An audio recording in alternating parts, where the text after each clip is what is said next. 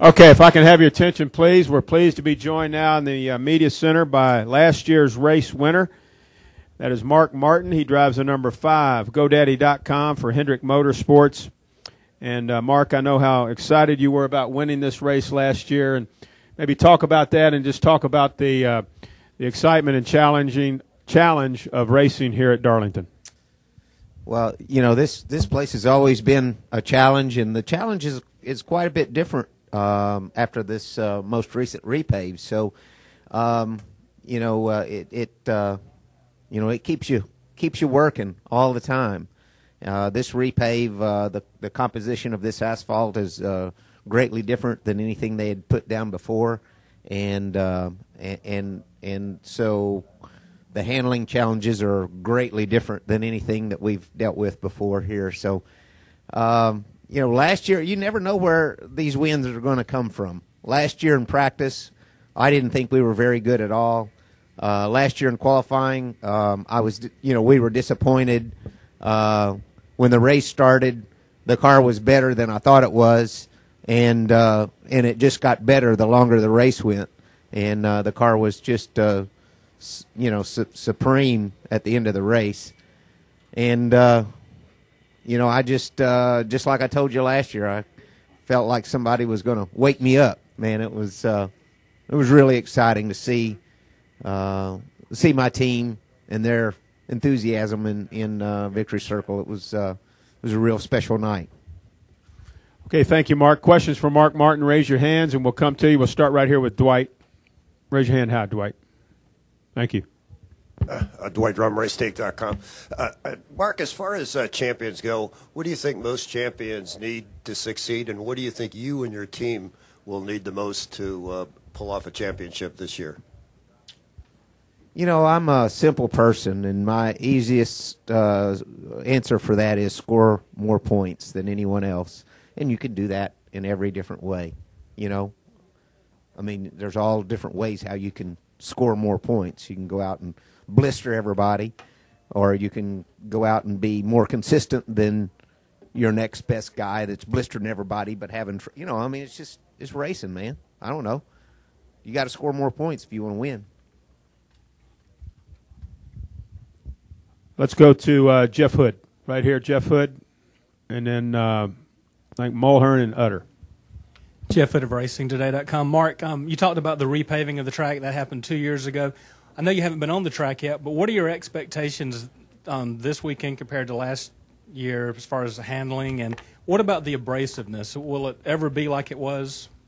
I'm no chemist or whatever, but I can tell you that this is different. This is a different mix than they ever used here in Rockingham before. Charlotte, it's the same way. I have heard that the track's the same, from the tire test, basically. And that's what we see. That's what we still see at Charlotte. Charlotte has gotten a little slicker, but it hasn't, it doesn't show the rocks, and it doesn't cut the rubber off the tires. And so you have to run, so it makes the tires run really hot, so you have to run really hard compound, which makes the tire not have the forgiveness in the slip. It doesn't slide. It either stuck and is real fast, or it breaks loose and you lose, a big majority of your grip and everything. So it's Charlotte's the same way. It was they get lighter in color, but they don't seem to age. They figured something out. The asphalt company. I don't know. I'm not the guy. You need to talk to the guy who mixes the stuff, and he can tell you what they did. And I can tell you that it lasts 10 times longer than the way they used to do it. I'm not educated enough to really give you the specifics on all that. Let's go Mike Mulhern, Jim Utter, Mike Embry. Mulhern, MikeMulhern.net. I got two questions. One's about the asphalt here compared to Daytona. This is the kind of asphalt you'll have at Daytona. It's a fast track. It's a narrow track. Daytona's a fast track and a narrow track.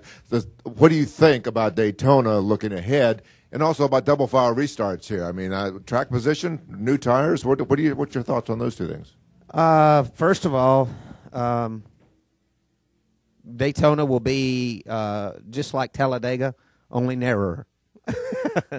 It's going to be, it's going to race like it's going to feel like it, but it's going to feel like it's half as wide as Talladega. So that's what we'll deal with in February. Double file restarts. Gosh, I wish you hadn't brought that up. I had not even thought about it. Wow. I'm going to try not to think about it until the time comes. It's going to be, we did double file restarts before, but they were lapped cars. But I'll be honest with you, those lapped cars raced just as hard. They raced their brains out for their own reasons. So it will be, yes, additional challenge. It'll be additional challenge, but it won't be, it won't be like we were having single file restarts before and now having double file. It'll just be a little bit more intense. Track position's going to be real important here because the tires don't give up as much as they used to, and handling, doesn't fall off as much as it used to, and the speeds are up from where it used to, so the aero is more, anytime you run faster, the aero is more critical, and so, it will be a very similar race, I think, to last year, Let's go Jim Utter, Mike Embry, Rusty. Jim Utter, Charlotte Observer. Mark, in talking about Hall of Fame inductees, and this has come up with yourself, the term in this sport, old school driver, has been used a lot. I was just wondering, what do you take that to mean when somebody, whether they say it about you or just talking about that term in general? What's your definition of an old school driver? Well, I hadn't thought about it a whole lot, but I would. The first thoughts that come to my mind, are, that they drove back in the old school. Back when racing was a little bit different, and a little bit simpler, and it was more, more hands-on, and just what I mean, just old school, just back in the day. I don't think anybody, would, although you could. I'm just going to use an example. I wouldn't call Kyle Busch old school, although he is a hell of a racer.